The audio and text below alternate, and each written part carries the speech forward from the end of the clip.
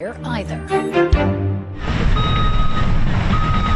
For the first time in almost 30 years, the flow of sand and dollars for beach renewal down the Jersey Shore has stopped. Army Corps projects in Ocean City, Stone Harbor, and Avalon, among others, got zeroed out by the Trump administration.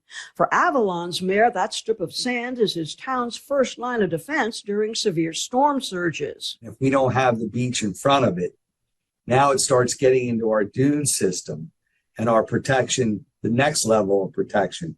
And eventually it would get to the properties and get to the houses. John McCarston says Avalon on its own scraped up and moved 40,000 cubic yards of sand to bolster eroded beaches along the island's north end, an emergency stopgap paid for with local tax dollars.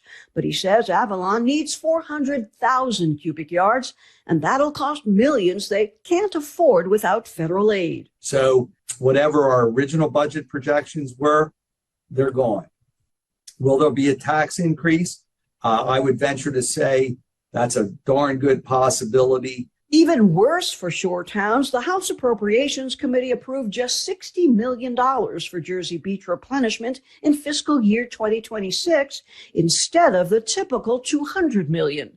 It's part of budget cuts driven by the Trump administration that blindsided these solidly Republican towns. When you think that you have a great Republican group here that are working so diligent for the people of South Jersey, how it slipped away, no one has an answer for that right now.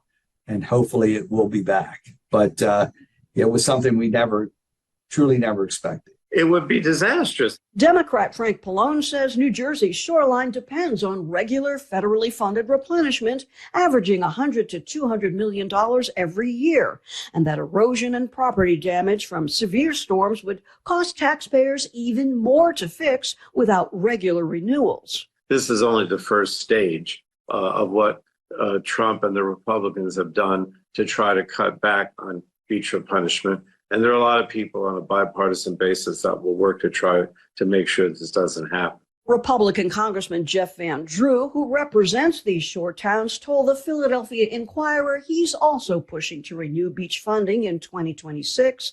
But at the same time, we're looking to make beach replenishment more sustainable. We're working on solutions to reduce the cost of replenishment and mitigate erosion. I want to believe someone made a mistake, and that it's not an abandonment of our coastal communities, because that's sure how it feels. Jersey's DEP commissioner explains the federal funding stream has consistently repaired New Jersey beaches. It's cost over $3 billion since 1936. I know there are some who say chasing after the sand and putting it back is, throwing good money after bad. I understand that folks make that argument, but what we're talking about is protecting life and property and the economic vitality of one of our biggest industries, our tourism industry. So we can't just stop. You've been trying to hold a shoreline in place for 5 decades now that is trying to move.